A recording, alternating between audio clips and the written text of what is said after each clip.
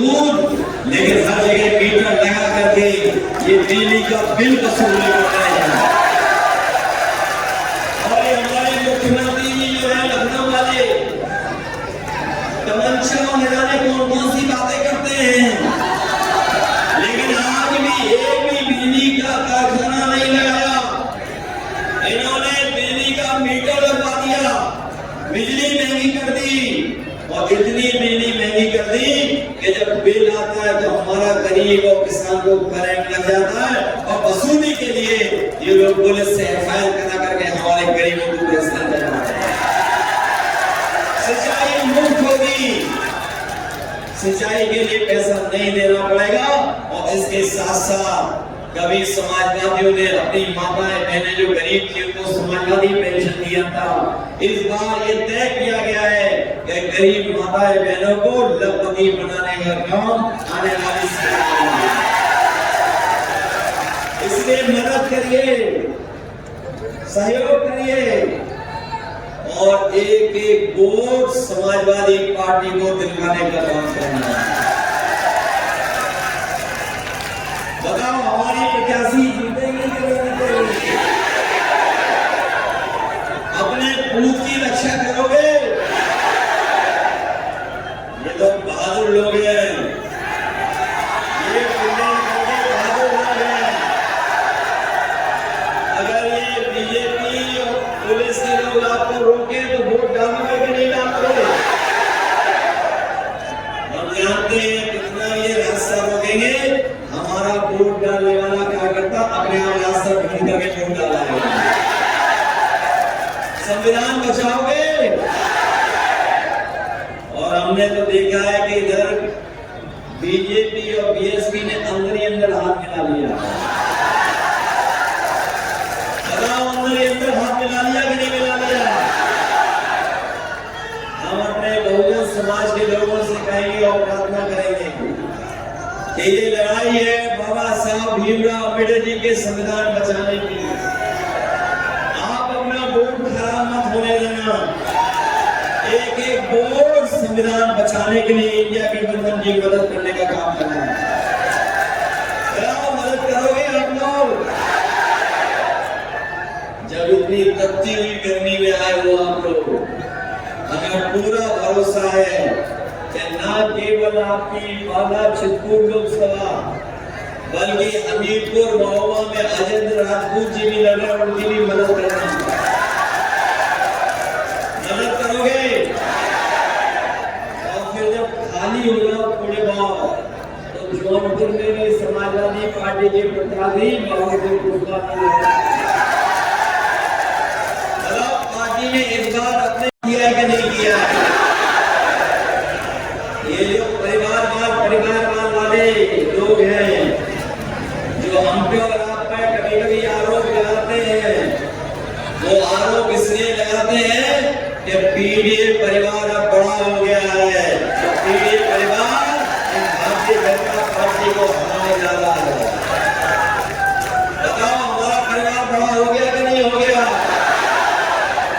और हिसाब किताब लगा लेना। हमारे आदिवासी भाई, पिछड़े भाई, दलित भाई सबसे ज्यादा 10 साल में हक और सम्मान अगर किसी ने छीना है तो भारतीय जनता पार्टी की सरकार ने उनके अधिकार इन्हें सब लोग एक होकर के मदद करना। जब हवा चल रही है इंडिया के कच्छ में तो आप लोग भी पीछे मत लेना, हमारी मदद करने का काम। और मैं आपको याद दिला के जा रहा हूं, ये जो चुनाव जैसे आगे बढ़ रहा है, जनता का गुस्सा भारतीय जनता पार्टी के खिलाफ बढ़ता चला जा रहा है।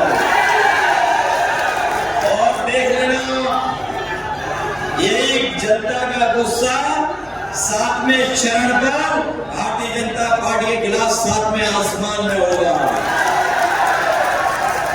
बताओ 4 चरण में इनकी भाषा बदल गई कि नहीं बदल गई?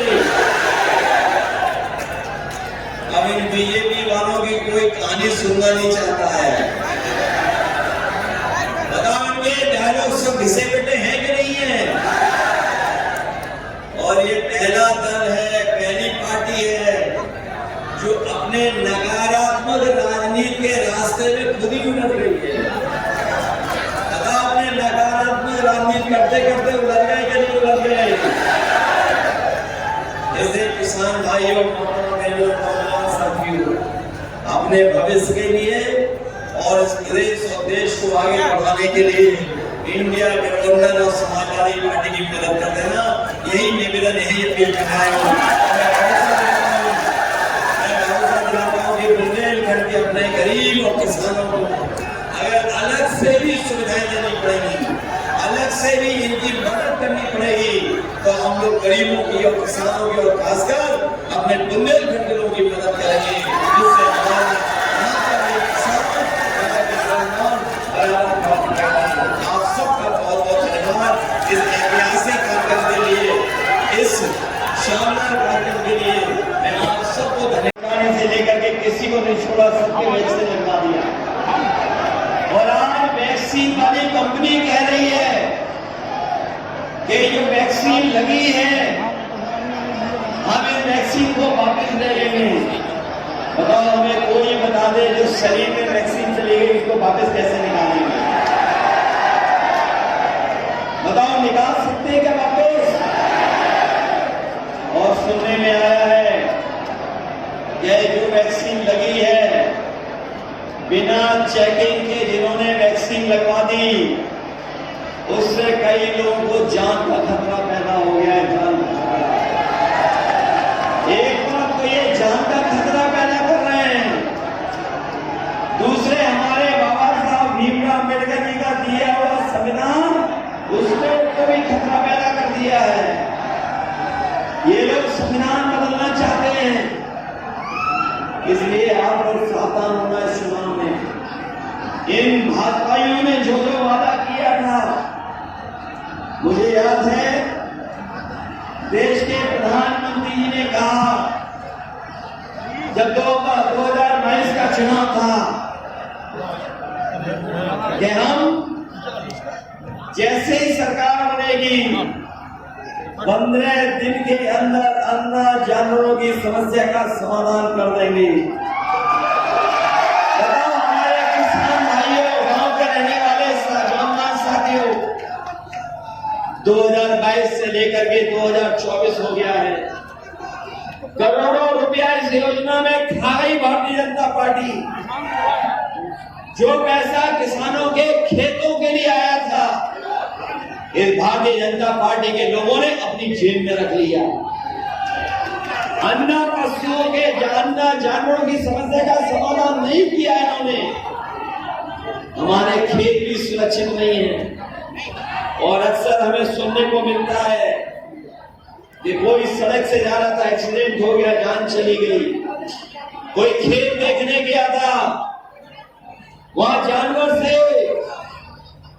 उसने सींग मार मार करके उसको मार दिया। और उत्तर प्रदेश में लगभग कोई दिन नहीं जाता जिस दिन किसी एक की जान न चली जाती हो। हम अपने किसान भाइयों कह के जा रहे हैं, ये अन्ना जानवरों की समस्या का समाधान हम लोग देने का काम करेंगे। न केवल अन्ना